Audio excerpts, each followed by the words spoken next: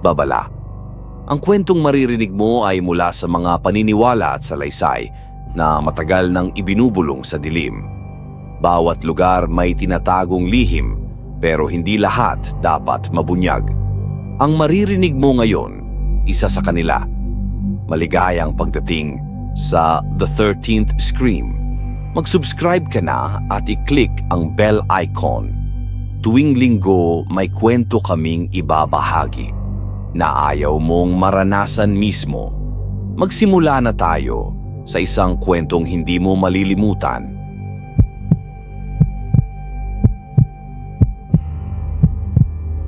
Ako nga pala si Santino, isa akong security guard. Di naman bago sa akin ang magbantay sa gabi. Sanay na ako sa katahimikan, sa kaluskos ng hangin, sa ingay ng mga pusang nag-aaway, sa likod ng gusali. Pero itong assignment na to, ibang klase. Hindi ako madalas magtanong kung saan ako ina-assign. Basta may duty, present ako. Pero ngayong gabi habang nakasakay ako sa motor papunta sa bagong location, may kakaiba akong nararamdaman. Mula pa lang sa briefing, iba na ang tono ng supervisor. Tumingin lang siya sa akin tapos sabi, "Walang masyadong tao riyan, abandonado na yang lugar. Basta bantayan mo lang, okay?" Walang detalye, walang paliwanag kung bakit kailangan pang bantayan ang isang gusaling wala ng operasyon. Pagdating ko, madilim na ang paligid. Walang ilaw sa labas. Ang gate, bahagyang nakaawang, parang matagal nang hindi isinara. Hinawi ko ang kalawangin nitong pinto at pumasok. Sa liwanag ng headlamp ng motor, nakita ko ang lumang signage. Paaralang elementarya ng San Bartolome. May mga letra nang natanggal. Tahimik ang paligid. Mas tahimik pa kaysa sa karaniwan. Walang ingay ng mga kuliglig. Walang huni ng mga insekto. Para bang patay ang hangin. Ipinark ko ang motor malapit sa main building. Napansin kong may maliit na guardhouse sa gilid, pero sira na ang bubong at may mga damong tumutubo sa loob. Naglakad ako papunta sa covered court kung saan may maliit na opisina na tila ginagamit pa noon bilang security station. Doon ko naisip maglagi. Pagpasok ko sa silid, naamoy ko agad ang amoy ng lumang kahoy na nabasa. Gumuho na ang isang bahagi ng kisame. May mga kalat sa sahig, papel, sirang monoblock, mga plastic folder na kulay dilaw at asul. Hinawi ko ang ilan at nilatag ang maliit kong banig sa sahig. Nasa backpack ko ang flashlight, radio at 2 bote ng tubig. Habang nilalapag ko ang gamit, narinig ko ang unang tunog. Isang mahinang kalabog mula sa itaas. Napalingon ako. Wala namang second floor ang building na to. Bubong na agad ang kasunod ng kisame. Baka daga lang, sabi ko sa sarili. Normal lang yan. Walang dapat ikabahala. Pinili kong huwag bigyan ng atensyon. Pinatay ko ang ilaw ng flashlight at sinubukang matulog kahit naka-duty. Gabi naman at wala namang ibang bantay na kasama. Tahimik pa rin. Sobrang tahimik. Mga ilang minuto pa lang akong nakapikit nang bigla akong maramdaman ng malamig na hangin. Hindi basta malamig. Parang may dumaan na presensya. Parang dumulas sa tagiliran ko. Napabukas ako ng mata at biglang naupo. Walang tao. Wala ring bukas na bintana. Tumingin ako sa relo. 12:00 ng gabi. Sumilip ako sa labas. Maliwanag ang buwan pero makapal ang ulap. Sa malayo, aninag ang mga gusali ng paaralan. Ang mga silid-aralan na pawang nakapinid ang mga pinto.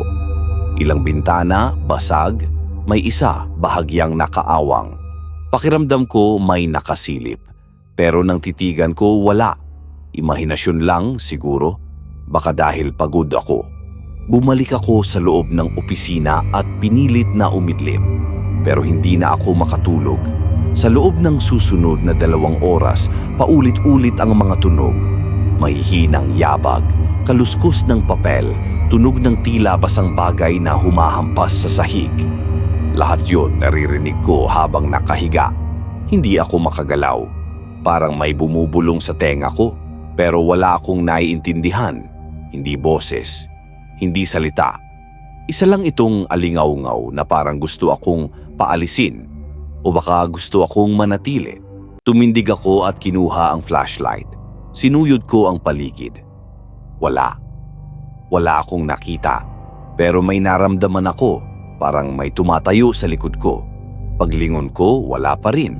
Pumasok ako sa isang classroom sa kabilang building. Gusto kong patunayan sa sarili kong wala talagang tao rito. Naguni-guni lang ang lahat. Binuksan ko ang pinto. Nangangalawang. Kumalabog ang pagkabukas. Pagpasok ko, amoy alikabok at basang kahoy. May mga upuan pang nakatayo, pero karamihan nakatumba. May nakasulat sa pisara. Lumang sulat kamay. Paggalang sa guro, paggalang sa Diyos. Parang iniwan ng mabilisan, parang biglang nawala lahat ng tao. Habang iniilawan ko ang likod ng classroom, napansin kong may isang mesa na tila basang-basa. Lumapit ako. May marka ng kamay. Maliit na kamay parang sa bata pero kakaiba ang itsura. Parang masyadong mahaba ang mga daliri. Hindi ko alam kung dapat ba akong matakot o umalis. Pero isa lang ang malinaw sa akin habang lumalabas ako sa silid. May hindi nakikitang nagmamatyag. At hindi ako nag-iisa. Pagbalik ko sa opisina, naupo ako sa sulok at tahimik na pinagmasdan ng paligid. Dumikit ang likod ko sa malamig na pader habang hawak-hawak ko ang flashlight. Hindi ako mapakali. Paulit-ulit kong chine-check ang orasan, pero parang bumagal ang oras. Parang ayaw umusad ng gabi. Sa isang iglap, biglang namatay ang flashlight. Napamura ako sa gulat. Pinindot ko ng pinindot, pero wala. Hindi na umilaw. Binuksan ko ang backpack para kunin ang extra na baterya, pero napansin kong nawawala ito. Pati radyo, hindi ko na makita. Hinanap ko sa ilalim ng banig, sa gilid ng mesa, pero parang nawala na lang bigla. Napansin ko rin ang isang bagay. May bakas ng basang putik sa sahig, papasok sa loob ng opisina. Pero hindi galing sa labas. Ang mga marka nagsimula sa loob. Paikot. Parang may umikot sa paligid ko habang natutulog ako. Kumabog ang dibdib ko. Tinuntun ko ang mga bakas gamit ang liwanag mula sa cellphone ko. Humantong ito sa likod ng isang lumang cabinet. Pagbukas ko, wala. Pero naamoy ko ang mabahong halimuyak, parang pinagsamang lumang trapo, kalawang at panis na pagkain. Sobrang tapang ng amoy na halos mapasuka ako. Biglang may gumalaw sa kisame. Isang mabilis na tunog ng kaluskos. Tumayo ako at tinutok ang cellphone flashlight pataas. Wala na namang nakita. Pero habang nakatingala ako, may biglang bumagsak na papel mula sa istante. Isa lang ang laman nito, isang lumang class record. May mga pangalan ng estudyante, lahat ay may marka ng X sa tabi ng bawat pangalan. Hindi ko alam kung anong ibig sabihin noon. Pero ang huli sa listahan, pangalan ko. Walang ibang Santino sa record na iyon, pero nandoon ang pangalan ko. May marka rin ng X. Napahawak ako sa ulo. Nanginginig na ang kamay ko. Hindi ko na alam kung panaginip ba to o gising pa ako. Pero bago ko pa maisara ang class record, may narinig akong tunog ng sipol. Mahina, tila galing sa dulo ng pasilyo. Hindi ko na kinaya. Tumakbo ako palabas ng opisina, pit-pit ang cellphone. Tumakbo ako sa direksyong papalayo, papunta sa main gate. Pero bago pa ako makarating doon, naramdaman kong parang may sumampa sa likod ko. Mabigat. Hindi ko makita pero damang-dama ko ang bigat sa balikat ko. Napahinto ako, nangangatog ang tuhod ko. Tila may malamig na mga kamay na dahan-dahang dumadampi sa batok ko. At pagkatapos, biglang nawala. Nang lingunin ko ang paligid, wala pa rin. Pero ang gate na kanina ay nakaawang, ngayon ay saradong-sarado. May kandadong nakakabit kahit alam kong wala naman akong isinara.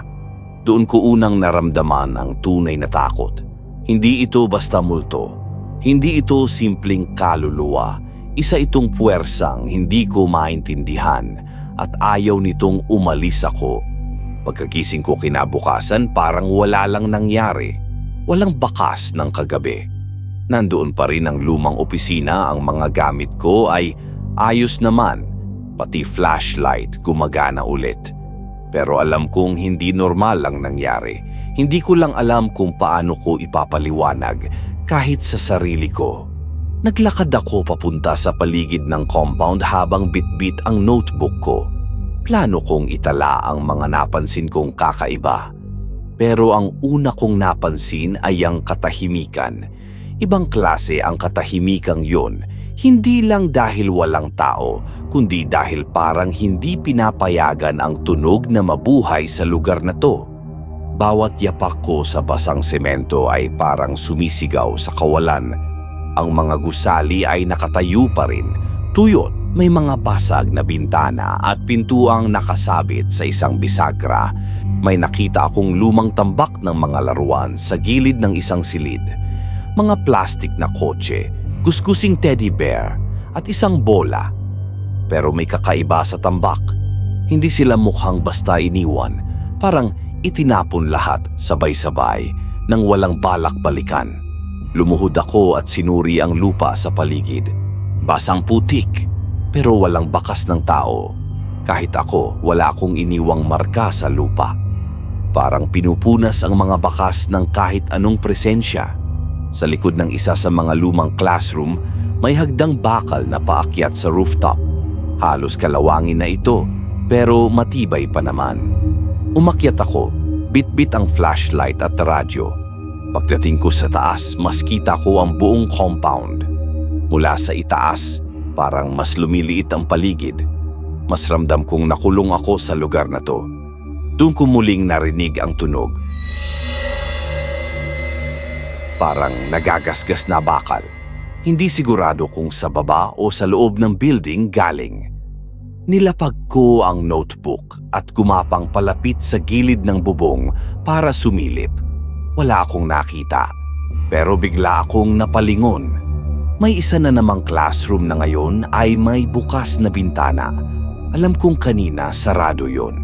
Sigurado ako. Mabilis akong bumaba at nilapitan ang silid na yon. Pagpasok ko, bumungad sa akin ang masangsang na amoy. Amoy bulok na kahoy halo sa asupre. Halos masuka ako sa tapang. May mga luma ng papel na nagkalat sa sahig. Sinuyod ng ilaw ko ang buong kwarto. Walang tao, pero may mga marka na naman sa sahig. Muling basang putik, muling walang direksyon. Pero sa pisara may nakasulat. Hindi ko alam kung kailan nasulat pero halatang bago pa. Hindi pa natutuyo ang ilang bahagi. Nandito lang ako. Hindi ko alam kung anong ibig sabihin noon. Sino ang nagsulat? Kailan? At bakit parang para sa akin mismo ang mensahe? Bigla kong narinig ang tunog ng desk na gumagalaw sa likod ko. Pagharap ko, isa sa mga upuan ay dahan-dahang dumudulas paabante. Walang hangin, walang tao, pero gumagalaw ito. Huminto ito sa tapat ko. Muli kong naramdaman ang kilabot. Hindi ito multo na nagpaparamdam. Isa itong puwersang gustong guluhin ang isip ko. Bumalik ako sa opisina, nanginginig. Pero wala pa akong 2 hakbang sa labas ng silid nang maramdaman kong may humawak sa braso ko. Hindi pisikal, walang kamay pero dama ko. Malamig, mahigpit. Parang pinipigilan akong umalis. Pinilit kong makalakad. Bawat hakbang ay parang may bumubulong sa tenga ko. Paulit-ulit, paulit-ulit. Huwag kang alis. Hindi malinaw kung ang bulong ay galing sa labas o sa loob ng isip ko, pero ramdam ko may nagbabantay. Pagsapit ng gabi, mas matindi ang nangyari. Habang nakaupo ako sa loob ng opisina, biglang nagbukas ang pinto. Walang hangin, walang tao, pero bumukas ito. Sumunod ay ang pagbagsak ng mga gamit ko sa istante. Halos lahat. Tapos ang pinakaayaw kong marinig, ang tunog ng pagtakbo sa labas ng silid. Mabilis, paikot, tila maraming paa, pero wala naman akong kasama rito. Wala akong nakikitang anino. Tumingin ako sa kisame. May mga bitak, tila may gumagapang sa itaas. Ilang segundo lang, isang malakas na kalabog ang umalingaw-ngaw sa labas. Hindi ko na pinansin kung anong nahulog. Pinili kong manatili sa loob. Pero nang tumigil ang lahat, napansin kong may isa na namang bagay na nagbago. Ang orasan sa dingding tumigil. 12:00, eksaktong oras din kagabi, at doon ko naintindihan. Tuwing 12:00, nagigising ang hindi dapat gumising. Kinabukasan, sinubukan kong magsaliksik gamit ang luma kong cellphone. Walang signal sa loob ng compound, pero sa gilid ng gate, minsan may isa o dalawang bar. Tinype ko ang pangalan ng paaralan. Walang opisyal na tala na may nangyaring krimen dito. Pero may mga artikulo sa mga lumang blog. Usap-usapan ng mga residente sa barangay. May nagsasabing may mga estudyanteng nawawala raw dati, pero walang investigasyon. May nagsasabing may mga guru raw na basta na lang hindi pumasok. Pero lahat ng kwento, wala raw ebidensya. Parang sinadyang burahin. Bumalik ako sa loob at muling tinignan ang class record na nakita ko kagabi. Nandito pa rin. Walang nabago. Pero habang binabalikan ko ang bawat pahina, may napansin akong pattern. Ang bawat pangalan na may X, iyon ang mga pangalan na nabanggit sa blog. Kasama pa rin ang pangalan ko. Sa mismong huling pahina, isinulat sa ibang panulat parang gamit ang uling. Hindi ko alam kung bakit, pero malinaw ang mensahe. May listahan at kasama ako. Sinubukan kong tanggalin ang pahina. Kinuyumos ko ito at itinapon sa basurahan sa labas. Pero pagsilip ko sa loob ng opisina, naroon ulit ang class record sa mesa. Nakaayos. Walang kulubot. Walang bakas ng pagkuyumos. Napaupo na lang ako sa isang sulok. Hinawakan ko ang ulo ko. Sobrang bigat na ng pakiramdam ko. Parang hindi lang ako pinagmamasdan. Parang unti-unti akong pinapasok. Ang mga alaala ko, ang takot ko, ang lakas ng loob ko. Parang lahat inaagaw. Sa huling gabi ng linggo, muli akong ginising ng malamig na hangin. Pero ngayon, hindi lang ingay ang narinig ko. May tunog ng pag-iyak.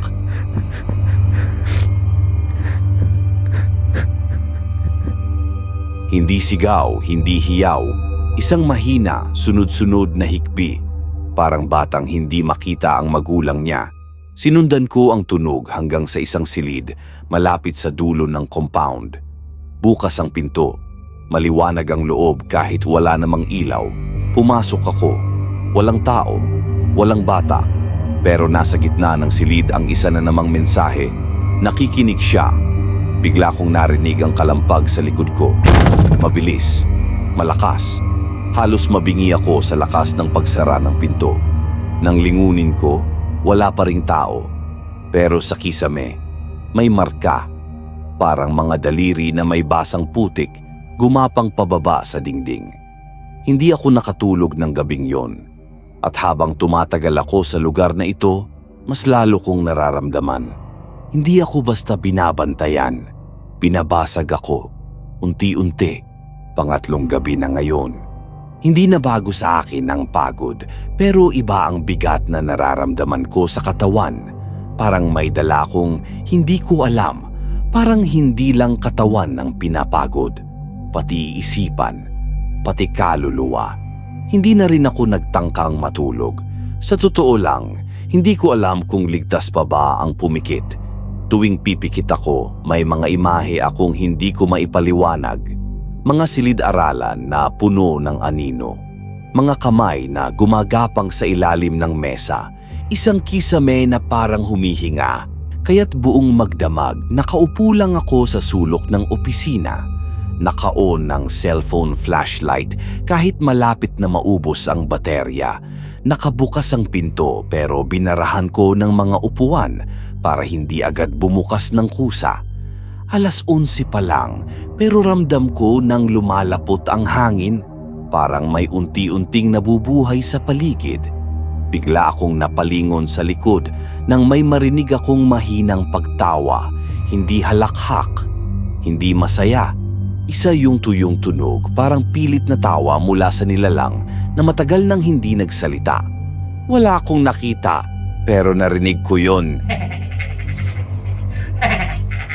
Naglakad ako palabas, bitbit ang lumang radyo. Sinubukan kong iyon ito para marinig kahit static lang, para kahit paano may tunog sa paligid. Pero wala. Patay. Walang kahit anong tunog na lumalabas. Tiningnan ko ang loob ng compartment sa likod. Wala na rin ang baterya. Naalala kong inilagay ko ito sa bag. Pero nung chinek ko ang bag ko, wala na rin doon. Isa na namang bagay na nawawala. Muli akong tumingin sa paligid. Sa dulo ng pasilyo may silid na tila may liwanag. Maliit lang, mahina, parang galing sa kandila o posporo. Hindi ko alam kung bakit, pero nilapitan ko ito. Dahan-dahan ang bawat hakbang, ang bawat yabag may echo. Pagdating ko sa pinto, bahagyang nakaawang ito. Humihikab ang dilim sa loob. Sumilip ako at agad akong napaatras. Sa loob may mesa sa gitna at sa ibabaw may maliit na bagay na umiikot mag-isa. Isang lapis na luma na umiikot sa ibabaw ng papel. Walang kamay, walang hangin, pero gumagalaw at pagkatapos ng ilang segundo, tumigil ito. Gumuhit ito ng isang bilog at sa loob may 2 X, para bang mata, para bang nakatingin. Hindi ko na pinagpatuloy. Tumakbo ako pabalik sa opisina. Pero habang tumatakbo ako, naramdaman kong hindi ako nag-iisa. May yabag sa likod ko. Parehong bilis, parehong bigat, pero wala akong naririnig na hininga, walang anino. Pagdating sa opisina, isinara ko ang pinto at pinilit kong huwag huminga ng malalim. Nakadikit ako sa pader, nakapikit, tahimik. At dun ko narinig muli ang sipol. Yung sipol na gaya ng narinig ko nung unang gabi. Ngayon mas malapit na, mas malinaw, at may kasunod na kaluskos. Parang mga kuko na kinakaladkad sa simento. Lumipas ang mga oras na parang taon. Hindi ko na alam kung umaga na ba o gabi pa rin. Lahat ng orasan sa compound ay tumigil. Hindi na rin umaandar ang relo ko. Pati cellphone ayaw nang magbukas. Wala na akong paraan para matukoy kung anong oras na. Nagdesisyon akong magsagawa ng patibong. Kahit papaano, gusto kong malaman kung may sistema ba ang mga nangyayari. Nilagyan ko ng mga bell ang mga hawakan ng pinto sa 5 silid-aralan. Gumamit ako ng alambre at lumang tansan. Inilagay ko rin sa koridor ang ilang baso na may tubig kapag may dumaan, gugulong o matutumba. Nagkalat ako ng powder mula sa instant noodles ko sa paligid ng opisina. Hindi naman ito purong asin, pero kung totoo nga ang pamahiin, baka sakaling makatulong. Pagbalik ko sa loob, naupo ako at nagsimulang magbasa ng mga lumang papel sa drawer. May mga lumang attendance sheet, mga pagsusulit ng estudyante at isang file na walang label. Pagbukas ko, isang drawing ang laman. Isang tao na walang mukha. Itim lang ang gitna ng ulo at sa ilalim ng drawing may sulat kamay na mahirap basahin. Tila nagdudugo ang sulat, nag-uumpisa pa lang. Itinapon ko agad ang papel. Pero ilang minuto lang, nakita ko ulit ito sa ibabaw ng lamesa. Hindi ko alam kung paano bumalik. Alam ko namang ako lang ang tao rito. Ako lang dapat. Nagsimula na ring tumunog ang isa sa mga bell. Yung nasa silid malapit sa stage ng covered court. Tumayo agad ako at tinutok ang cellphone flashlight. Tumigil ang bell pagkasindi ng ilaw. Paglapit ko sa silid, bukas na ang pinto. Wala akong naiwan na bukas kanina. Pumasok ako. Maingat, mabagal ang lakad. Ang liwanag ng cellphone ay nanginginig dahil sa nanginginig kong kamay. At sa sulok ng kwarto may nakita akong isang upuan na pabaliktad ang posisyon. Para bang may dumagit nito papataas tapos ibinagsak pabalik sa lupa. Maya-maya pa, narinig ko ang tubig na gumugulong. Isa sa mga basong iniwan ko sa koridor ay gumalaw. Sumilip ako. Walang tao. Pero ang tubig sa baso, naglalaway na parang may humigop. May markang hugis bibig sa ibabaw ng tubig. Parang bakas ng hininga ng isang nilalang na hindi mo makita. Paglingon ko pabalik sa silid, may bago na namang sulat sa pisara. Hindi ito chalk. Parang ipinahid na uling gamit ang daliri. Huwag kang makialam. Humarap ako sa pinto at nagsimulang umatras paalis. Pero bago pa ako lumabas, biglang nagsara ang pinto sa harap ko. Napasigaw ako sa gulat. Pinilit kong buksan pero parang may humahawak sa kabila. Wala namang lock ang pinto pero ayaw bumuka. Sa likod ko may kaluskos. Humarap ako. Sa kisame may mga marka na parang kuko, unti-unting dumadami. Parang sinusulat sa loob ng kisame ang isang salita. Hindi ko mabasa. Pero habang tumatagal ang buong silid ay parang humihinga. Parang may sariling ritmo ang lugar. At ako lang ang hindi kasali. Sa di ko na matandaan kung paano nakalabas din ako sa wakas. Hindi ko na alam kung ilang minuto o oras ang lumipas. Pero pagbalik ko sa opisina, lahat ng upuan na ipinangharang ko sa pinto ay wala na sa harap. Nakahanay ang mga upuan sa gitna ng opisina, pabilog ang ayos, at sa mismong gitna ng bilog may isang bagay sa sahig. Ang drawing na itinapon ko kanina, malinis na ngayon, walang gusot at maingat na inilatag. Pero may isa pang mas nakakakilabot. Sa dingding sa harap ko, may nakapaskil na kopya rin nito. Nakapako. Nagpasya akong huwag na munang umalis. Kahit gusto kong tumakbo, parang alam kong wala akong matatakbuhan. Parang kahit lumabas ako ng gate, susundan ako nito. Kaya't sa huling bahagi ng gabi, naghintay na lang ako.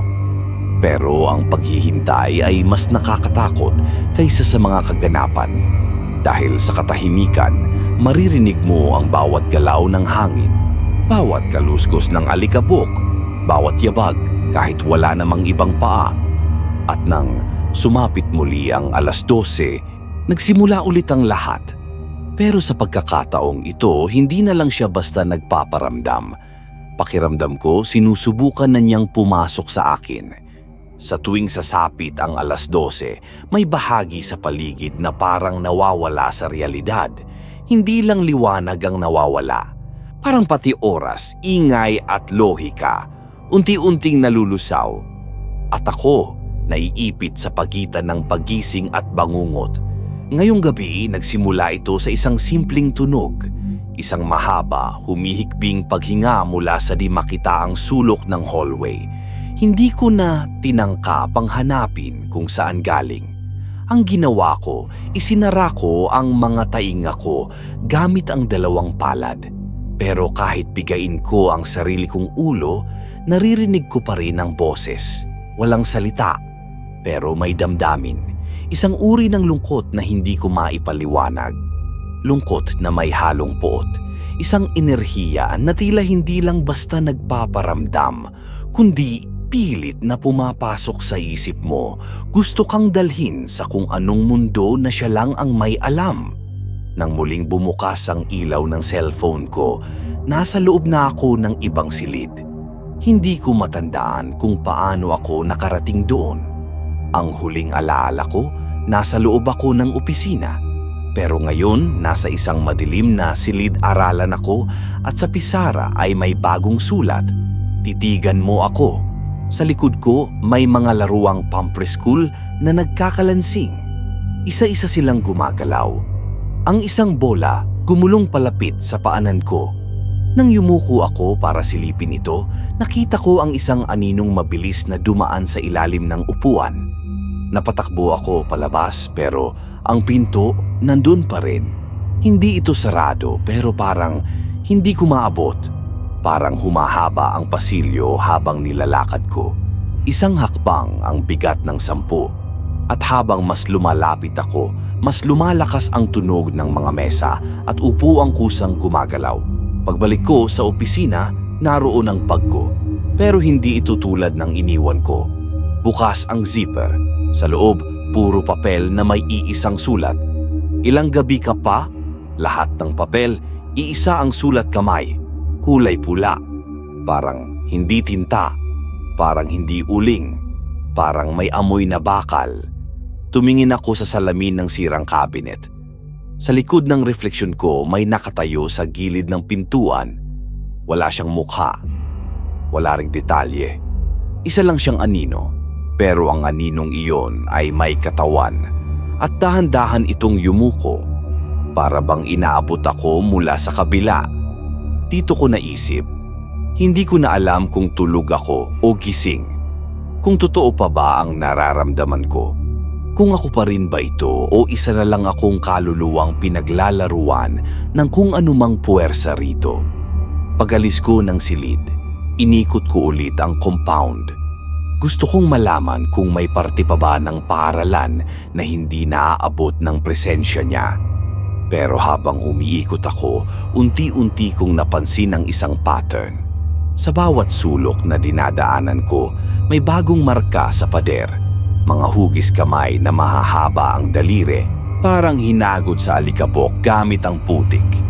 At sa ilang bahagi ng mga hallway, may mga guhit sa kisame, pabilog, parang ritual. Hindi ko na mabilang kung ilang beses ko nang nakita ang salitang "akin ka" sa iba't ibang forma, minsan sa pisara, minsan sa luma at punit na papel, at minsan mismong sa ilalim ng mesa ng opisina ko.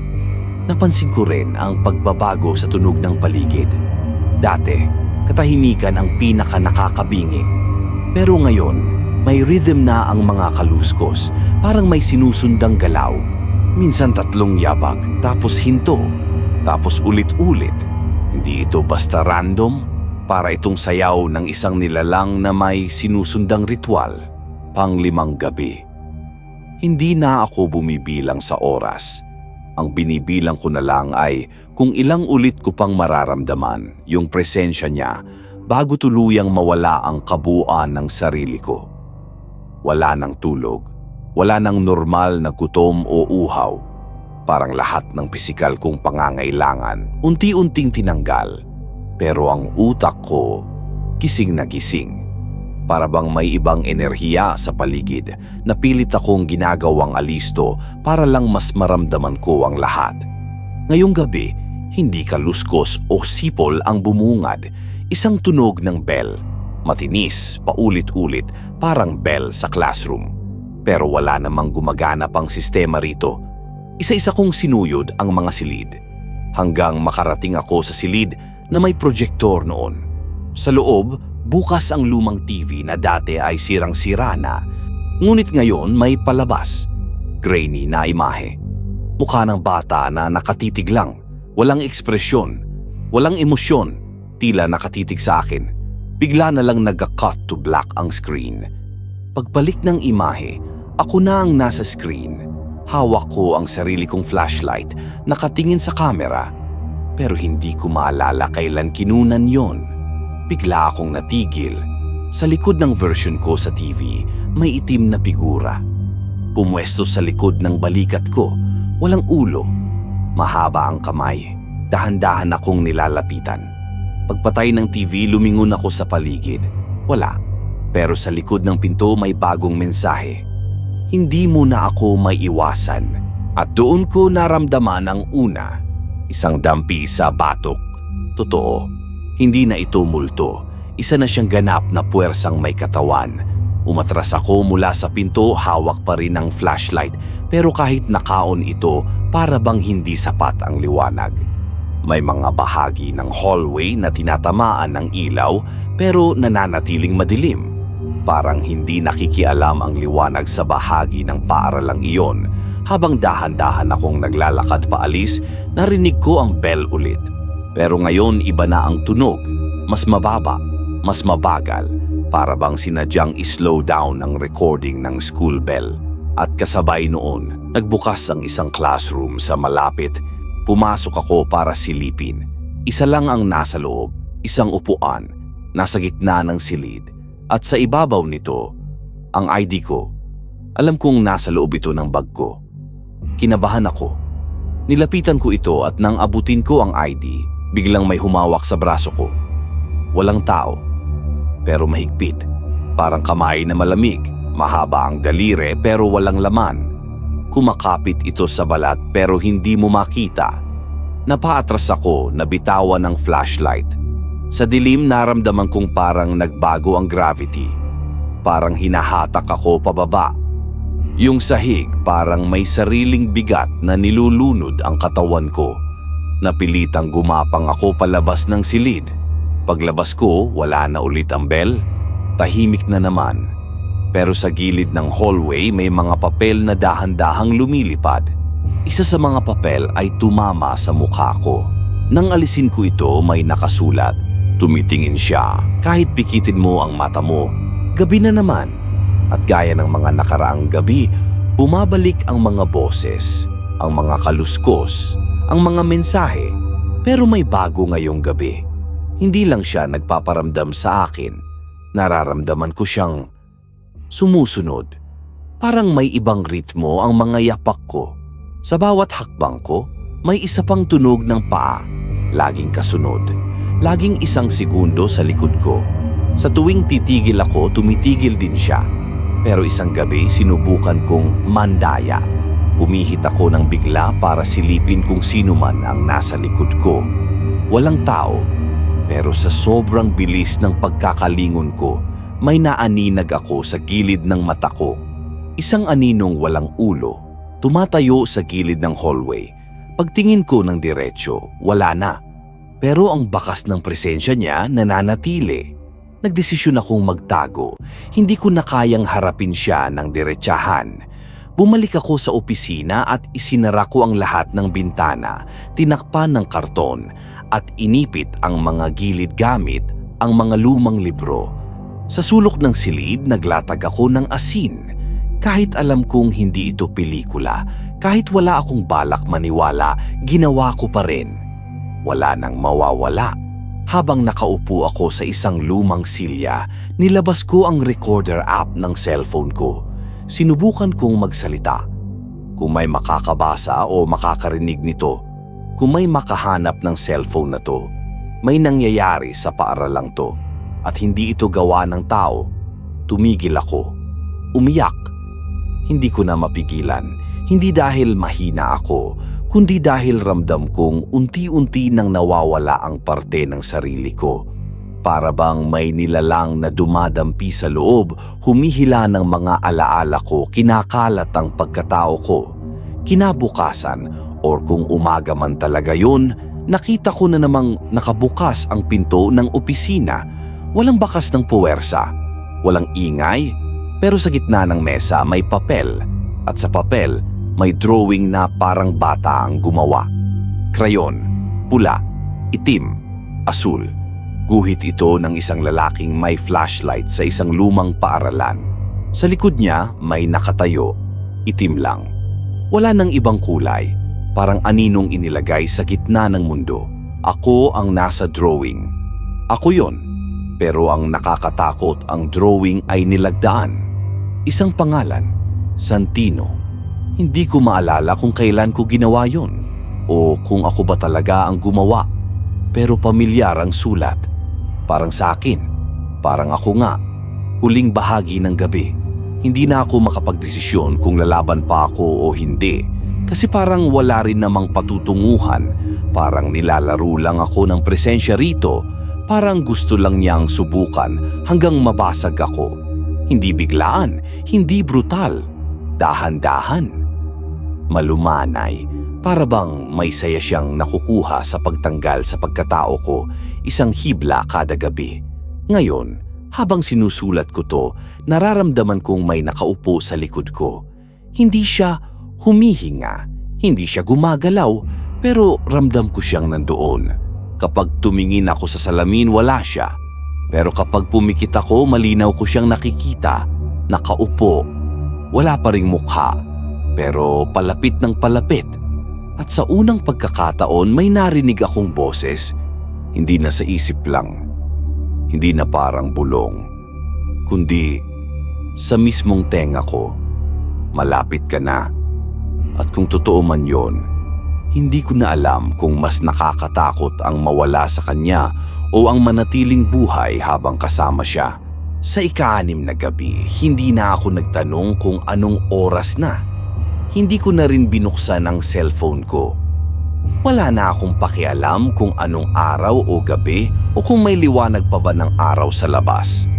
Sa loob ng abandonadong paaralan na to, wala nang konsepto ng oras.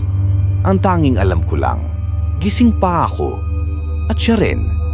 Ang paligid ay parang lalo pang naging madilim kahit may flashlight pa akong gamit. Ang liwanag ay hindi na tumatagos sa dilim. Parang kinakalaban mismo ng lugar ang anumang sinag. Sa tuwing maglalakad ako, parang may takip ang paligid. Isang makapal na usok, isang presensya na laging nakapaligid kahit wala kang makita. Habang sinusuyod ko ang mga silid, napansin kong mas kaunti na ang mga gamit. Ang mga upuan na dati nagkalat, ngayon ay parang nawawala isa-isa. Ang mga mesa unti-unting nawawala. Hindi sila ginagalaw, nawawala lang. Parang binubura. Sa hallway may bagong tunog. Hindi kaluskos, hindi sipol, isang mahabang paghinga. Hindi rin ito halinghing, para itong mabigat na buntong hininga ng isang nilalang na matagal nang naghihintay. Hindi mo maririnig agad, pero pag naramdaman mo na, hindi mo na ito makakalimutan. At sa gabing ito, unang beses kong nakita ang pisikal na ebidensya ng puwersa niya, isang marka sa dingding. Hindi ito sulat, isa itong sunog na hugis kamay. Malaki, mahaba ang mga daliri at nakaipit sa gitna ng 2 pinto. Parang pinilit dumaan pero hindi kasya. O baka sinadyang ipakita lang na nakarating na siya hanggang doon. Ngayong gabi, hindi na ako ang hinahanap niya. Ako na ang sinusundan niya. Habang pilit kong pinananaligan ng natitirang lakas ko, napansin kong kahit ang tunog ng hakbang ko ay hindi na ganon katunog. Para bang hindi na ako sigurado kung talagang tumatama pa ba ang paa ko sa lupa. May ilang sandali na parang lumulutang ako, hindi pisikal kundi mental. Tulad ng mga taong nawawala sa sarili. Pumunta ako sa isang classroom na hindi ko pa napupuntahan. Sa labas pa lang ay ramdam ko ng iba ito. Mas malamig sa paligid. Pagpasok ko, may nakasabit sa pader, isang larawan ng guro. Luma, sepia, naputol ang kalahati ng mukha. Pero ang isang mata, buo pa, at nakatingin sa akin. Nilapitan ko ito. Pagtingin ko sa likod ng frame, may nakasulat na pangalan. Walang apelyido. Isang letra lang, M. Bigla akong napaatras nang may mahulog mula sa kisame. Isang maliit na notebook, wala itong laman. Maliban sa isang pahina sa gitna, huwag mo na akong tandaan. Sa unang tingin parang simpleng pakiusap, pero may isang bagay sa pagkakasulat ng letra, hindi ito pagsusumamo. Parang utos, parang babala. Bumalik ako sa opisina para ayusin ang iniwang mga gamit. Ngunit pagtapak ko sa loob, nawala ang mga karton sa bintana. Bukas na ang lahat. At sa lamesa may plato. Mainit pa ang ulam, isang puting kanin at pritong isda. Sa gilid, may pitsel ng tubig. Hindi ko na alam kung hallucination ba ito. Pero naamoy ko. Nalanghap ko ang usok. Lahat ay totoo. Pero walang nag-iwan. Umupo ako, tinitigan ko lang. Hindi ko kinain, hindi ko ginalaw. Pakiramdam ko, isa itong trap, isang bitag, o baka isa lang itong paalala. Nakilala niya ako, na alam niya kung anong gusto ko, anong inaasam ko. Kinuha ko ang isang baso ng tubig at ibinuhos sa sahig. At sa pagbuhos ko, may bumuo ng salita mula sa pagkalat ng tubig. Pag-aari na kita. Lumabas ako sa opisina. Hindi na ako makatiis. Nagsimulang maglakad palabas ng gate. Pero pagdating ko roon, sarado na ang daan. Wala na ang gate. Wala na ang daan palabas. Sa halip, may pader na ngayon ang nakaharang. Hindi sementado, parang gawa sa usok at kadiliman pero matibay. Hindi ako makadaan. Binalikan ko ang buong compound. Sinubukan kong magsindi ng apoy gamit ang natirang lighter pero hindi na sumisindi. Ang apoy hindi na gumagana rito.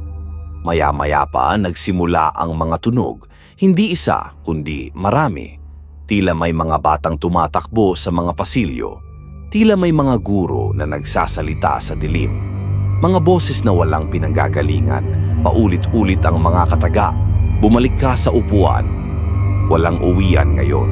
Hindi ka pwedeng umalis. Isa-isa silang lumalabas sa dingding. Mga tunog, mga salita, mga alaala ng isang paaralan na dati puno ng buhay. Pero ngayon, ginagamit na para takutin ako. Ginagamit na para ikulong ako. Sa huling bahagi ng gabi, bumalik ako sa silid na may projector. At sa pagkakataong ito, may palabas na ulit. Pero ngayon, hindi ako ang bida. Sa screen, isang hallway na puno ng anino. Sa dulo, isang lalaking tumatakbo. Pamilyar ang katawan, pamilyar ang kilos. Ako ulit yon. Pero habang tumatakbo ako sa screen, may isang nilalang na lumalabas mula sa gilid. Hindi ito naglalakad. Gumagapang ito. Isa itong figura na parang tao. Pero may mga galamay. Hindi ito gumagalaw sa normal na paraan. Parang hinihila ng sarili niyang anino. Tapos, bigla nitong sinunggaban ang version kong nasa screen. Biglang nagputi ang screen. Isang flash. At nang bumalik ang imahe, wala na ang lalaki. Wala na rin ang nilalang. Walang natira kundi ang hallway. At sa gitna nito ang salitang, "Kasama ka na." Umupo ako sa sahig ng silid. Hindi ko na alam kung may silbi pa ang pagtakbo. Hindi ko na alam kung ako pa ba ang Santino na pumasok dito ilang gabi ang nakalipas. Ang mga gamit ko nawawala na rin isa-isa. Wala na ang bag ko. Wala na ang radyo. Wala na ang ID. Ang cellphone ko hindi na rin umiilaw. Ang natitira na lang ay ako at ang nilalang na sumusunod. Hindi ko na alam kung saan siya nagsisimula. Pero alam kong unti-unti na kaming nagiging isa. At kung totoo man ang hinala ko, baka matagal na akong patay. At ito lang ang paraan niyang iparamdam sa akin kung gaano kahirap ang mabuhay na hindi na totoo. Hindi ko na maalala kung ilang araw o gabi na ang lumipas. Wala na akong tiwala sa mga mata ko. Minsan, may liwanag. Minsan, wala. Minsan, tila may araw sa labas. Pero pag sumilip ka, wala kang makikita kundi pare-parehong makulimlim na ulap. Hindi gumagalaw. Hindi nagbabago. Ngayong gabi, hindi na ako gumagalaw. Sa loob lang ako ng lumang silidaklatan. Nakatayo lang. Pinapakinggan ang bawat tunog. Dati ang katahimikan ay nakakakaba. Pero ngayon, mas nakakatakot ang tunog. Lalo na kapag alam mong hindi ito dapat naririnig. Gaya ng paghampas ng chalk sa pisara o ang biglaang tunog ng bell. Sa gitna ng silid, may isang mesa. Sa ibabaw nito may lumang libro na dati nang naroon pero hindi ko pinansin. Ngayon, kusa itong bumukas. At sa loob hindi salita ang laman, kundi larawan, mga guhit. Lahat ay pare-pareho, isang nilalang na walang mukha. Mahaba ang mga kamay. At nasa gitna ng bawat guhit, ang iisang bagay na pamilyar na sa akin, ang luma kong ID. Habang binubuklat ko ang mga pahina, mas lalong lumalalim ang mga guhit. Sa bandang huli ng libro, may isang pahina na parang isinulat gamit ang dugo. Isa lang ang nakasulat, ibalik mo. Hindi ko alam kung ano ang tinutukoy. Wala na akong gamit. Wala na akong hawak. Pero ramdam ko may ninakaw ako. May dinala ako na hindi dapat. At ngayon, hinahanap na niya ito. Maya-maya, narinig ko ang lakas ng yabag mula sa labas ng library. Mabigat, mabagal. At may kasama ng isa pang tunog, ang pagungol. Isang mahabang na parang nanggagaling sa ilalim ng lupa. Tila galing sa isang nilalang na hindi na dapat nakakakilos. Isa itong tunog na walang pagkatao. Puro poot. Puro pag-angkin. Humawak ako sa dingding. Pinikit ko ang mga mata at doon ko siya muling naramdaman. Hindi lang presensya, hindi lang takot, kundi init ng hininga niya sa batok ko. Parang masyado na siyang malapit. Parang wala ng hangganan sa pagitan naming dalawa. Bigla kong naalala ang isang detalye sa mga lumang papel na nakita ko dati. May isang report na nagsasabing isang guro raw ang bigla na lang nawala sa silid-aklatan. Walang investigasyon, walang paghahanap, basta na lang nawala. At ang huling lugar na nakita siyang buhay, dito rin. Umupo ako sa sahig, tinitigan ko ang lumang libro. Patuloy itong bumubukas at sumasara kahit walang hangin. Sa bawat pagbukas, nag-iiba ang mga guhit. Mula sa mga figurang walang mukha, naging larawan ng mga estudyanteng nakaupo sa upuan. Lahat sila nakatingin sa akin. Lahat sila nakangiti. Pero walang mata. Tumayo ako at sinubukang lumabas ng library, pero hindi ko na mahanap ang pinto. Ang dingding na kanina ay may bukas na lagusan, ngayon ay puno ng bookshelf. Parang hindi ko na maalala kung saan ako dumaan. Parang hindi ko na rin alam kung paano ako napunta rito. Ang mga libro sa paligid ay nagsimulang mahulog isa-isa. Hindi sabay-sabay.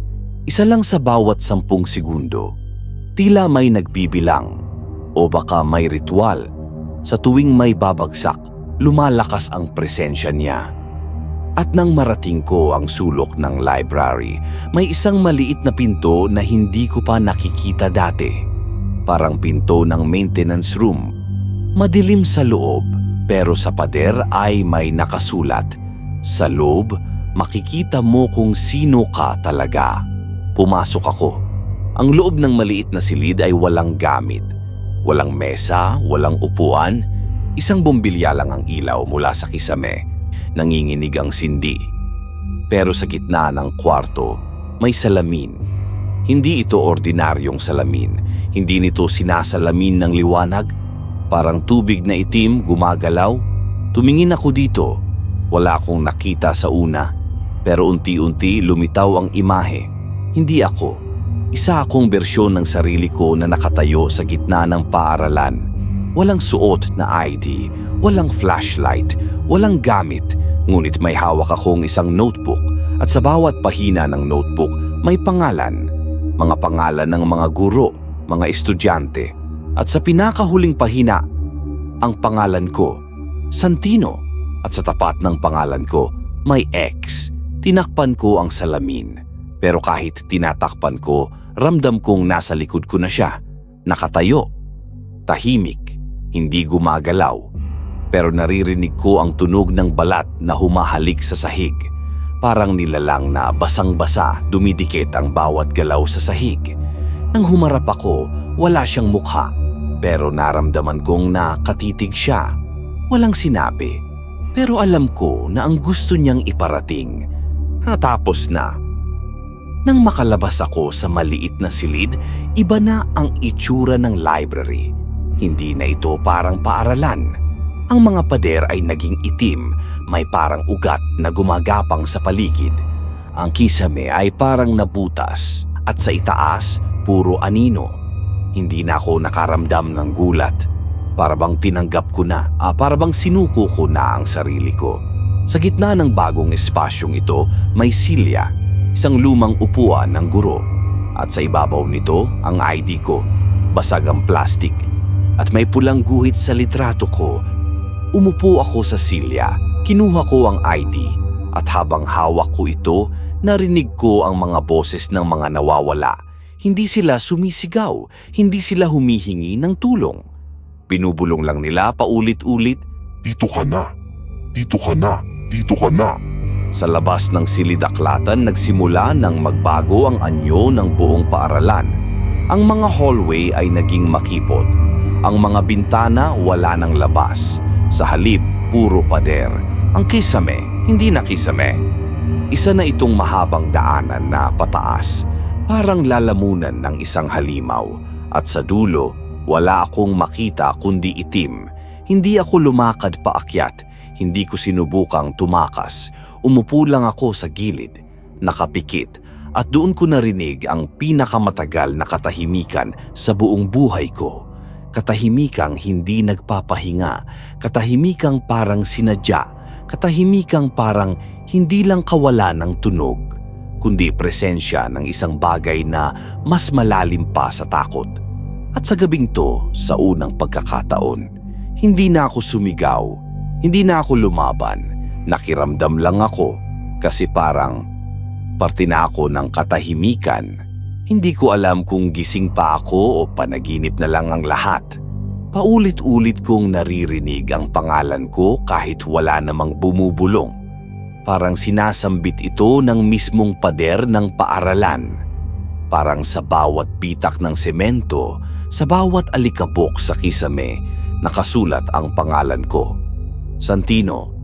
Ngayong gabi hindi ako gumagalaw, hindi ako tumatakbo, hindi na rin ako naghahanap ng paraan para makalabas.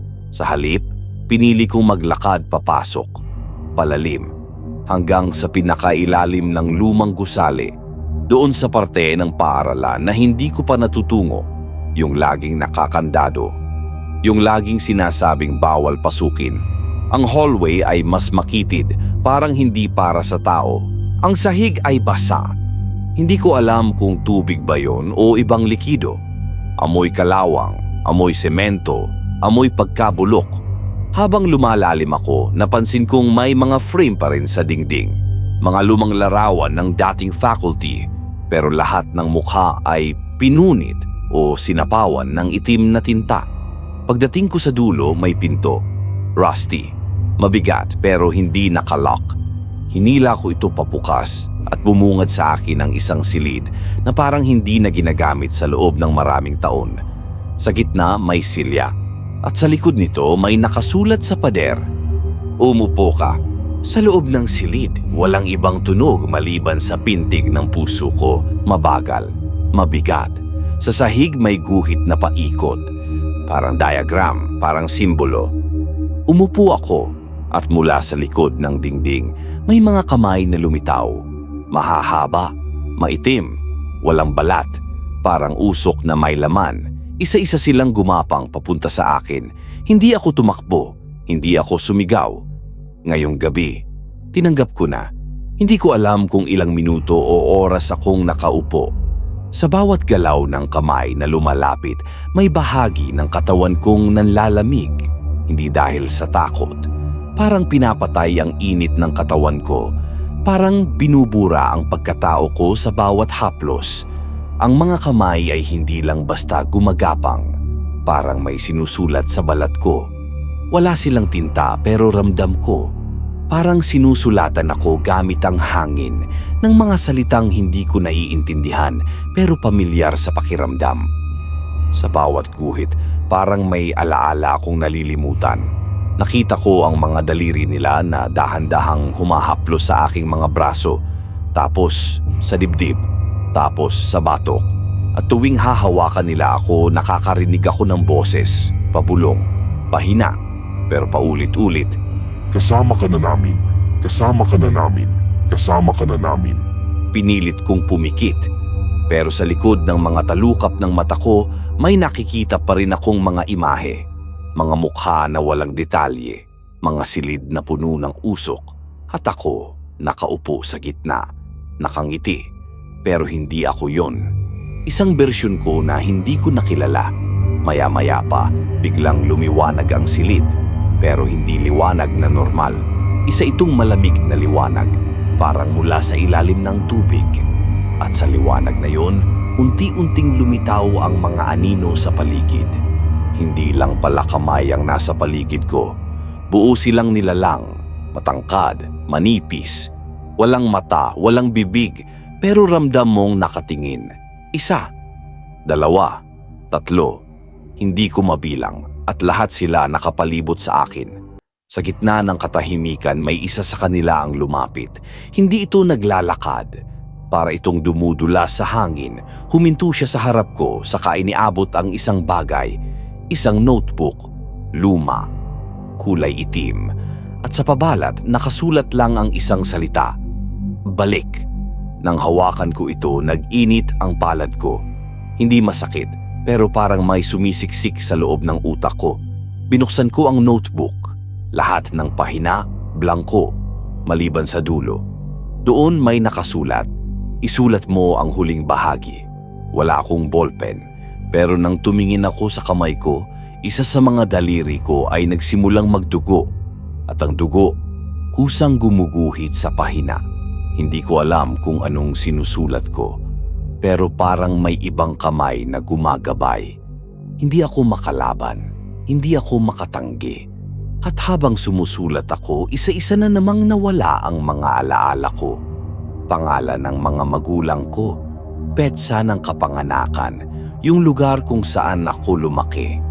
Unti-unti silang nawawala habang may bagong mga salitang lumalabas sa papel.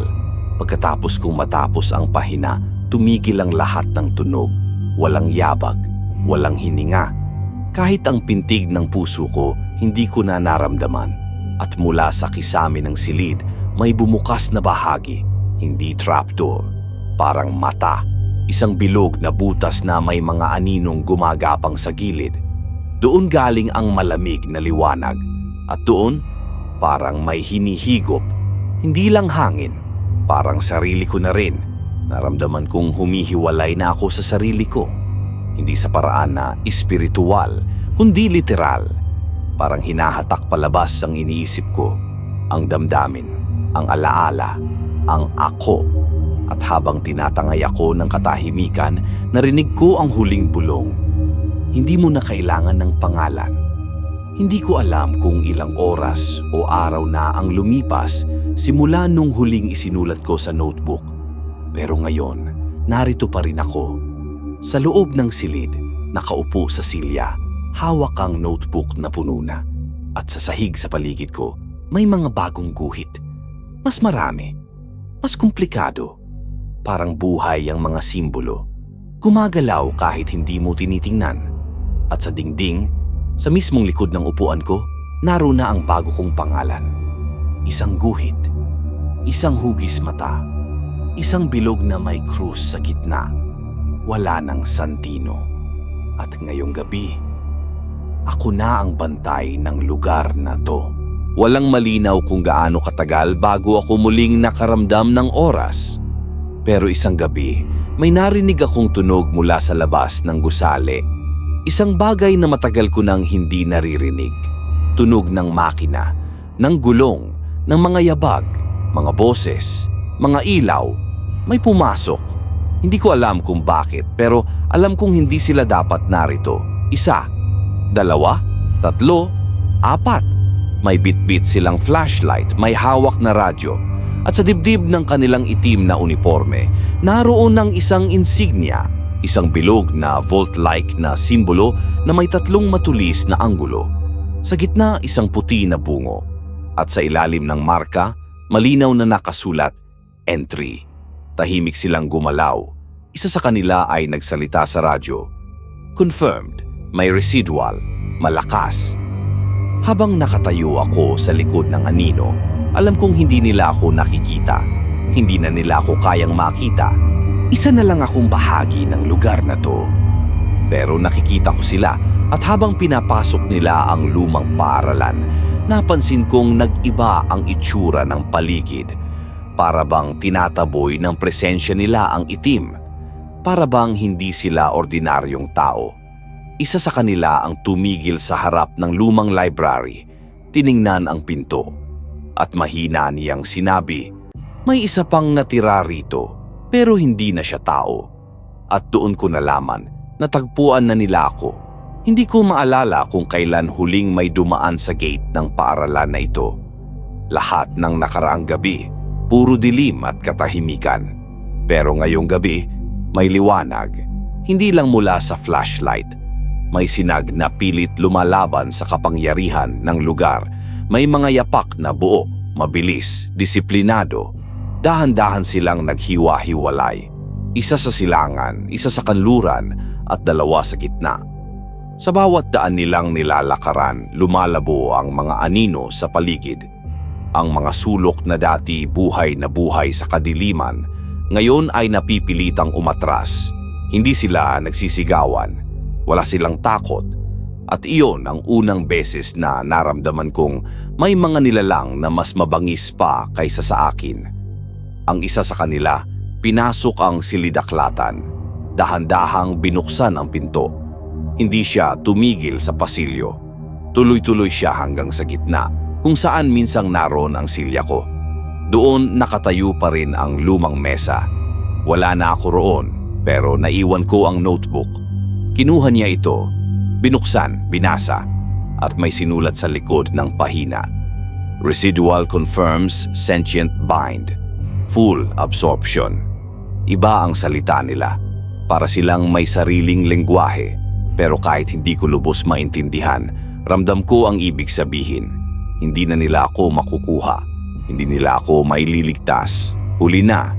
Sa kabilang dulo ng pasilyo, ang isa pang operatiba ay lumapit sa dingding kung saan naroon ang mga lumang guhit.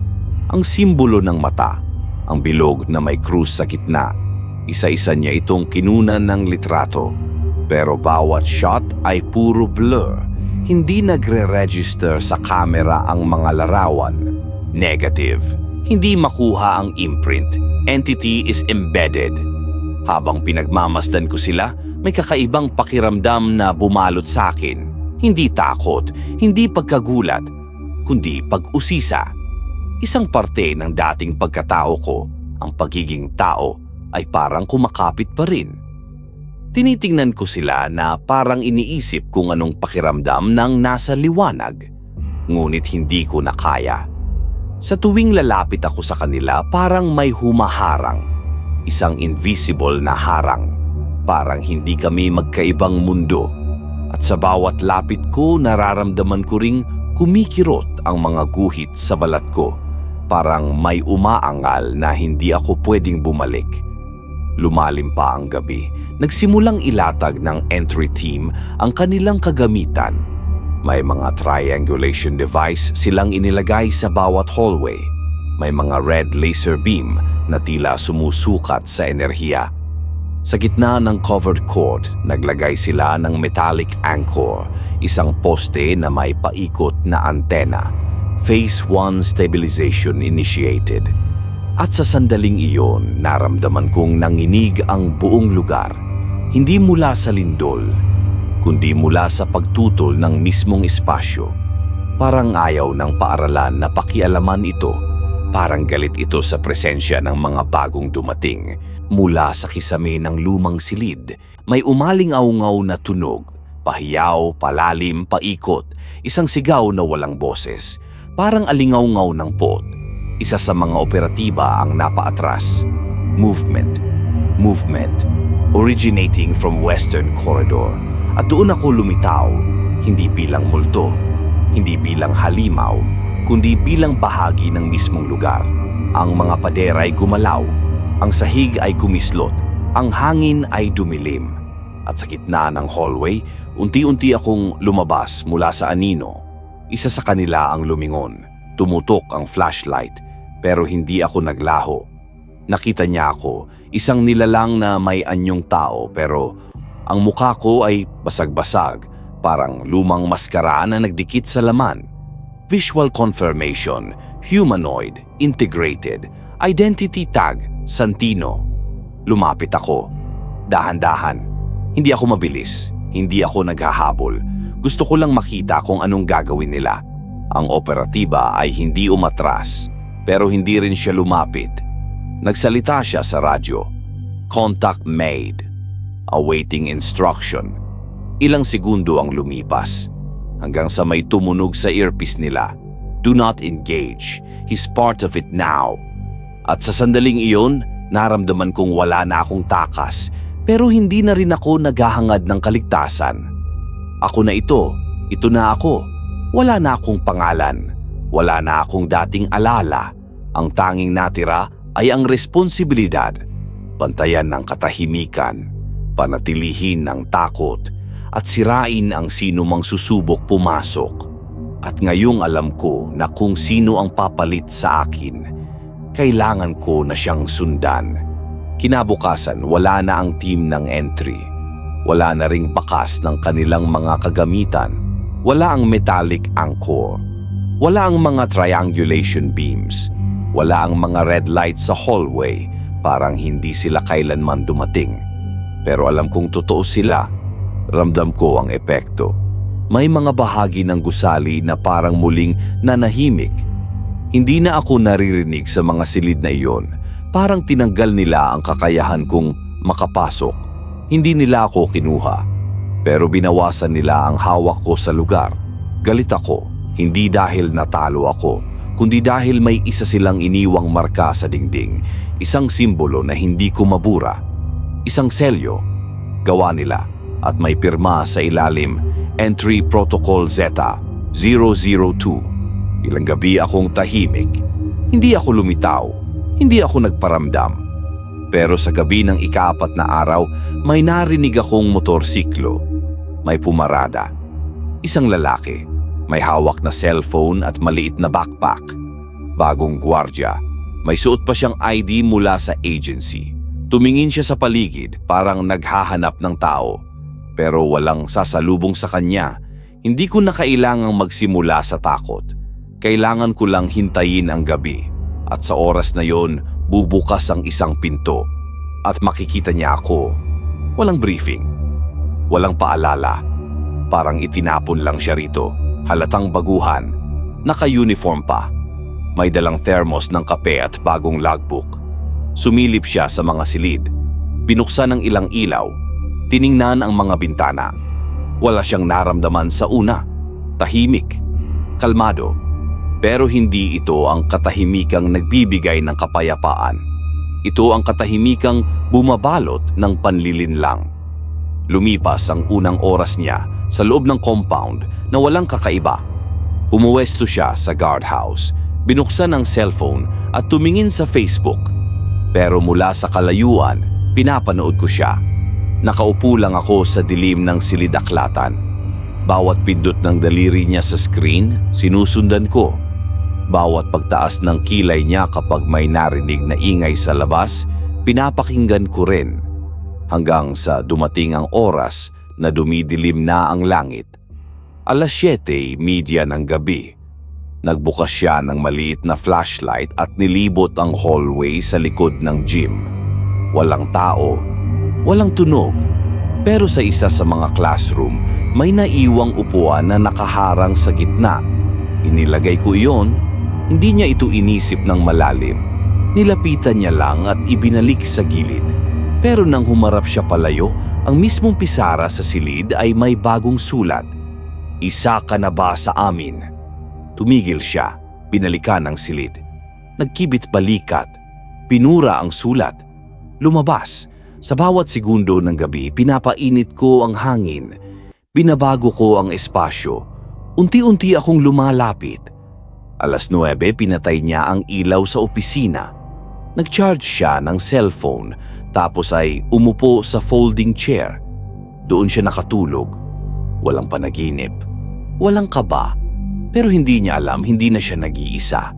Sa loob ng CCTV monitor, na dati ay hindi gumagana, may sumindi. Isang silid, may ilaw, at sa gitna may nakatayong figura. Hindi malinaw, hindi tao, pero nakaharap sa kamera. Hindi niya ito napansin, pero nagsimula na. Bandang 10:30, biglang umilaw ang cellphone niya. Isang notification mula sa gallery. New video saved. Binuksan niya ito, isang maikling clip. Siya natutulog sa upuan. At sa likod may isang hugis na animoy dumaan sa bintana. Itim, malabo, walang mukha. Napamulagat siya, tumayo, sinilip ang bintana. Wala, binuksan ang ilaw. Walang tao pero sa sahig may bakas ng putik. Maliliit, basa, papasok sa loob ng opisina. Hindi siya agad umalis, pero hindi rin siya kumibo. Inayos niya lang ang flashlight, kinuha ang logbook, at muling naupo. Sa labas ng bintana, naroroon ako.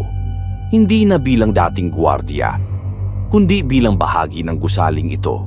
Sa bawat pintig ng kuryente, sa bawat kisap ng ilaw, sa bawat kaluskos ng alikabok sa kisame. Bandang 11:00 napansin niyang may nawawalang gamit.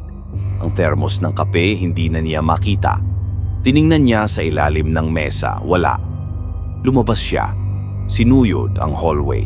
At sa dulo sa may lababo, naroon ito. Nakalapag, walang laman. Basang-basang putik ang ilalim. Nang ibalik niya ito sa opisina, sinulat niya sa logbook. Ililipat ang thermos? Ako ba o hindi? Weird. Hindi niya alam. Pero sa mismong pahina ng logbook, may lumabas na marka sa ibaba ng sulat niya. Hindi niya ito nilagay, pero naroon na. Sumunod ka. Hating gabi, nagsimulang gumalaw ang mga bagay sa opisina. Ang electric fan, kahit hindi nakaplug, ay umiikot. Ang isang folder sa cabinet biglang bumagsak. At ang monitor ng CCTV biglang may sumindi ulit, isang hallway na hindi niya pinuntahan. At sa dulo may figura na nakatayo, hindi gumagalaw, pero nakatingin diretso sa kamera. Sumilip siya sa bintana. Tiningnan niya ang hallway. Wala. Pero nang lumapit siya sa monitor at muling tiningnan ang footage, may bago ng sulat sa screen. Binabantayan ka na. Nangilabot siya, humugot ng malalim na hinga. Muling sinara ang pinto at tumawag sa radyo ng agency. Walang sumagot. 12:30. Naramdaman niyang lumalamig ang hangin, pero hindi ito simpleng lamig. Isa itong lamig na parang nanggagaling sa ilalim ng lupa. Malamig pero madikit, lumalago sa balat. Sumasama sa paghinga. Parang may dumi. Tumayo siya, inikot ang opisina, pinatay ang ilaw, binuksan ulit. Pero sa ikatlong pagbukas, iba na ang silid. Hindi na ito ang opisina. Isa na itong lumang classroom. At sa gitna, naroon ang lumakong silya. At sa pisara, may pangalan niya. Isinulat ko mismo, kasama ka na. Tumakbo siya palabas, ngunit sa bawat silid na madaanan niya, pare-pareho na ang itsura. Walang ilaw, pare-parehong layout, walang labasan, paulit-ulit, isang maze na hindi niya malusutan, hanggang sa mapagod siya, naupo sa sulok, tinakpan ang mukha, at sa unang pagkakataon, tumahimik siya. Pagtilat ng mga mata niya, umaga na, nasa opisina ulit siya, parang walang nangyari. Maliwanag, walang marka, wala ang mga sulat, wala ang mga putik, normal lahat. Pero sa logbook, naroon pa rin ang sulat niya kagabi. At sa ilalim, may bagong sulat, Entry 002 accepted. At sa sarili niyang reflection sa salamin ng cellphone, hindi na siya nag-iisa. Dahil dito, kahit sino ka pa, sa huli, ang lahat ay nagiging bahagi ng katahimikan. Araw-araw, pabalik-balik ang bagong gwardya. 1 linggo na ang lumipas mula nang dumating siya. Parang wala namang kakaiba sa panlabas. Gumagawa ng rounds, nagsusulat sa logbook. Nakatulog minsan, nagkakape, nagchat-chat sa cellphone. Normal. Pero may mga palatandaan. Minsan, nakatitig siya sa isang sulok ng silid na wala namang tao. Matagal. Parang may kausap. Minsan, bigla siyang tatayo sa kalagitnaan ng gabi at lalabas para lang tumingin sa hallway na para bang may inaabangan. At minsan, sinusulat niya ang pangalan niya sa logbook. Tapos, binubura. Paulit-ulit. At sa tuwing nangyayari iyon, mas lumalakas ang loob ko. Unti-unti siyang bumibigay. Unti-unti siyang inaangkin. Sa 5th gabi niya, dumami na ang mga kakaibang kilos niya. Naglalakad siya sa madidilim na bahagi ng paaralan kahit wala namang kailangang tingnan doon. Minsan, titigil siya sa gitna ng pasilyo saka titingin pataas tulad ng ginawa ko noon. Sa opisina, may kinukutingting siyang hindi ko maintindihan. Tila sinusubukan niyang isalpak ang SIM card ng cellphone sa loob ng radyo. Hindi gumagana pero pilit pa rin niyang inuulit. Wala siyang alam pero para bang may nagtuturo sa kanya. At gabi-gabi laging may bago sa logbook. Hindi na lang oras at report. May mga tanong na siyang sinusulat. Bakit tahimik dito? May nakikita ba talaga ako? Ako lang ba to o may kasama na ako? Isang gabi may dinrawing siyang bilog sa gilid ng papel. Walang dahilan, walang label, pero pamilyar sa akin. Isa iyon sa mga simbolong nakasulat sa mga pader ng silidaklatan. Pagkabasa ko ng guhit na iyon, parang may nagbalik na bahagi ng dati kong sarili. Parang bumalik sa akin ang pakiramdam ng unang beses kong isinulat ang pangalan ko gamit ang hindi ko maintindihang panulat. Ang kaibahan lang, siya hindi ko pa tuluyang nakukuha. Ngunit ngayong gabi may dumating na bago. Isang sasakyan, pumreno sa labas ng gate.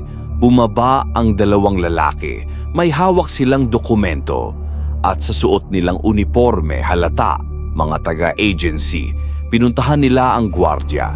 May iniabot na papel. Hindi ko narinig ang buong usapan, pero malinaw ang huling linya. Palitan ka na. Babalik ka na sa main office. Hindi siya agad kumilos. Nakatayo lang siya sa gitna ng bakuran. Hawak pa rin ang logbook. Parang ayaw umalis. Parang nalito. At sa mismong sandaling yun, naramdaman ko ang kaba niya. Hindi na niya alam kung saan siya babalik. Hindi na niya alam kung saan ang labas. Binitiwan niya ang logbook. Tumalikod siya. Pero hindi siya sumakay agad sa sasakyan. Lumakad siya pabalik sa loob. Sa opisina, tiningnan ang paligid. Binuksan ang drawer. Kinuha ang cellphone. Bago siya lumabas, tiningnan niya ang CCTV monitor. Patay pa rin, gaya ng dati. Pero sa screen, may sumiklab na imahe sa loob ng 1 segundo. Ako, nakatingin sa kanya. Pagbalik niya sa labas, tahimik lang ang dalawang lalaking taga-agency. Tila sanay na sila sa ganitong eksena. Tahimik, walang paliwanag. Sumakay lang siya. Pumikit. Pero bago tuluyang isara ang pinto ng sasakyan, bumaba ulit ang isang lalaki. Tumakbo pabalik. Binasa ang iniwang logbook. Tumingin sa dulo ng pahina. Sumulat ka nga pala. Nang makaalis na ang sasakyan, tumahimik ulit ang paligid. Ngunit may naiwan sa hangin. Isang pakiramdam ng bitin. Parang hindi pa tapos. Parang may naiwang bahagi rito ang gwardiya. Sa loob ng opisina, binuksan ko ang logbook. Sa pinakahuling pahina, may isang linyang mahina ang pagkakasulat. Ayoko pero kailangan ko. At sa ilalim nito, may guhit. Isa na namang bilog. Pero ngayon may krus na sa gitna. Kinagabihan habang nakaupo ako sa silid-aklatan, may narinig akong mahina. Isang tunog ng speaker. Crackling. Parang nagbukas ang radyo sa loob ng opisina. Nandito pa rin ako. Isang boses. Mahina. Pamilyar. Siya. Wala na siya sa loob ng paaralan. Pero parang may iniwang parte ang sarili niya rito. Isang echo ng kung sino siya noon. At sa narinig kong iyon, alam kong hindi lang basta umalis ang gwardiya. Naghahanap siya ng paraan bumalik. Hindi ko alam kung sino ang nagpadala ng signal. Pero isang gabi, mula sa pinakagitna ng lumang paaralan, may bumukas na liwanag sa himpapawid. Mahina. At sa loob ng ilang segundo, nagpadala ito ng bulong na hindi maririnig ng tao. Isang panginginig sa paligid at dumating sila. Entry division. Hindi sila dumaan sa gate. Hindi sila huminto sa labas. Sa isang iglap, nasa loob na sila ng compound. Nakaitim. May dalang mga cylindrical device. Sa dibdib nila, ang pamilyar na insignia, isang bilog na may 3 matulis na anggulo at sa gitna ang bungo ng tao. Sa ilalim ang salitang entry, tahimik ang galaw nila. Walang usapan, pero ang bawat hakbang nila ay parang pinapatay ang paligid. Lahat ng anino umatras. Lahat ng pinto nagsara at ako hindi makagalaw. Isa sa kanila ang pumasok sa silid-aklatan. Tumigil sa gitna. Tumingala sa mga guhit sa kisame. Kinuha ang maliit na itim na kapsula. Binuksan. At mula roon may lumabas na puting usok at isang tunog na mahina ngunit mabigat. Parang awit na isinulat para sa mga patay. Subject 002, Containment Protocol Final Stage. Hindi sila dumating para ayusin ang problema. Dumating sila para burahin ito. Sa loob ng 10 minuto, sinarado nila ang buong compound. Naglatag ng barrier, hindi nakikita pero ramdam. Sa bawat kanto ng paaralan, naglagay sila ng devices na may umiikot na ilaw. Ang ilaw ay kulay luntian, pero hindi ito liwanag na karaniwang lumalaban sa dilim. Isa itong uri ng enerhiya na tila binubura ang mismong espasyo habang unti-unting pinapasok ng mga aparato nila ang bawat silid. Naramdaman ko ang paghila. Parang kinakalas ang sarili ko mula sa mga pader, mula sa sahig, mula sa himpapawid. May mga bahagi ng lugar na bigla na lang nagiging puti. Walang texture, walang tunog. Parang hinuhugot mula sa memorya. Sa bawat segundo, may nararamdaman akong naaalis sa akin. Parang pinupunit ang presensya. Hindi na lang ito sakit, ito'y paglimot. Nanginginig ang mga bintana habang tinatanggal nila ang ugnayan. Maging ang mga haligi ng gusali ay tila lumuluhang may mga batik ng itim. Ang mga libro sa silid-aklatan ay isa-isang nabubuksan ng sabay-sabay hanggang sa mawasak at mawala ang mga pahina sa hangin.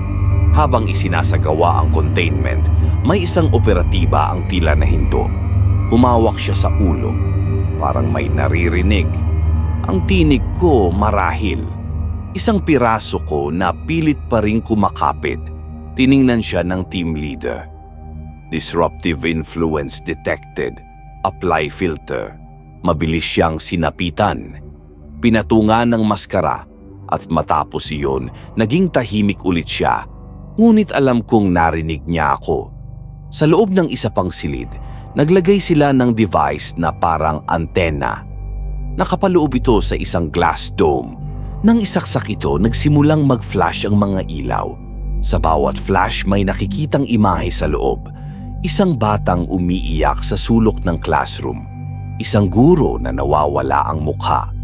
Isang gwardyang nakaupo sa upuan na nakapikit. May itim na likido sa bibig. Lahat ng memorya, lahat ng imprint, ina-archive nila. Hindi para iligtas kundi para isarado. Sa huling yugto ng operasyon, nagsindi sila ng pulang flare sa gitna ng school ground. Tanda ng ready for demolition. At sa buong paligid, sabay-sabay na bumagsak ang mga dingding. Walang sumabog, walang apoy, pero ang buong paaralan ay gumuho na parang nilamon ng sarili nitong bigat. Parang pinagsarahan ng mundo. Walang usok, walang tunog. Isa itong uri ng pagbura na hindi kumakain ng espasyo kundi ng katotohanan. Bago tuluyang lamunin ang silid-aklatan, may isang sandali na parang bumalik ang lahat. Ang mesa, ang silya, ang chalkboard na may pangalan ko, nakita ko ang sarili ko. Bata, nakaupo, tumatakbo, natatakot, nagtatago, naghahanap ng sagot kung bakit. At sa loob ng isang kisap mata, lahat ng yon, wala na. Isang huling alinggaungaw ang lumabas mula sa silid-aklatan. Isang mahinang salitang narinig ng lahat kahit walang nagsalita. Tahimik na. At sa lupa kung saan dati nakatayo ang gusale, wala nang natira kundi abo. Isang basag na ID at ang maliit na marka sa lupa, isang bilog na may krus sa gitna. Hindi nila alam kung ilan na ang naging bahagi ko. Hindi nila alam kung gaano kalalim ang ugat ng katahimikan. Pero sa araw na ito, pinilit nilang tapusin ang kwento, i-contain, i-demolish, itag. Ngunit kahit anong linisin may nananatili. Isang guhit sa lupa, isang bulong sa hangin, isang titig sa salamin. At kapag ang susunod na paaralan ay itinayo sa lugar na ito, kapag may unang pumasok ulit, hindi ko na kailangang magsimula muli. Kasi naroon na ako. Entry 002, contained, pero hindi nawala. Ang mga detalyeng ito ay natuklasan mula sa isang sirang hard drive na nahukay sa ilalim ng lumang silidaklatan. Na-recover ang ilang audio logs, journal entries at CCTV screenshots. Lahat ay nakatag sa pangalang Santino G. Hindi malinaw kung paano ito nakalabas bago i-lockdown ng Entry Division ang buong compound. Pero isang linggo matapos ang demolisyon, natanggap namin ang USP na may markang "Huwag kayong magtanong, pakinggan ninyo." At dito namin unang narinig ang huling tinig ni Santino bago tuluyan siyang naging bahagi ng Entry 002. Sa iba, baka nagtataka kayo, bakit lagi ninyong naririnig ang salitang entry sa bawat kwento sa The 13th Scream? Hindi ito basta imbento. Hindi ito gawa-gawa lang na label. May dahilan kung bakit entry ang tawag namin sa bawat nilalang na isinulat at isinara sa The 13th Scream Horror Vault. Sa Pilipinas, matagal nang bahagi ng takot ang mga nilalang na ikinuwento sa atin simula pagkabata, mula sa mga aswang sa gitna ng gabi hanggang sa tikbalang sa kabundukan, engkantong nangaakit sa gubat at multong hindi matahimik sa mga lumang bahay. Isama mo na rin ang mga kwento ng matatanda, babala sa baryo, pananakot sa mga bata, at alamat na isinulat sa likod ng mga lumang pahina ng kasaysayan. Lahat ng ito'y bahagi ng kinatatakutan nating mundo. Pero dito sa The 13th Scream, isa lang ang tawag sa kanila, entry. Hindi ito basta letra at bilang, isa itong acronym. At bawat letra may dalang babala. E, encrypted, walang opisyal na tala, ang pinagmulan nila, sadyang itinago. N, non-human, hindi tao, hindi hayop, hindi sila para sa mundong to. T, threat, lumalabag sila sa katahimikan, pumapatay, nananakit. R, retention, dapat ikulong, bantayan, dahil kapag nakawala, may kapalit. Y, yield, may epekto sa katawan, sa isipan, at sa mismong realidad ng sino mang makasalubong nila. Kaya entry ang tawag dahil bawat nilalang sa The 13th Scream Horror Vault ay isang panganib na isinusulat, sinisikap itago at ipinagbabawal na mailantad sa mundo. Pero tandaan, minsan may nakakawala. Kung nagustuhan mo ang kwento, huwag kalimutang mag-subscribe sa The 13th Scream at i-click ang notification bell dahil may mga kwentong hindi lang nananatiling kwento,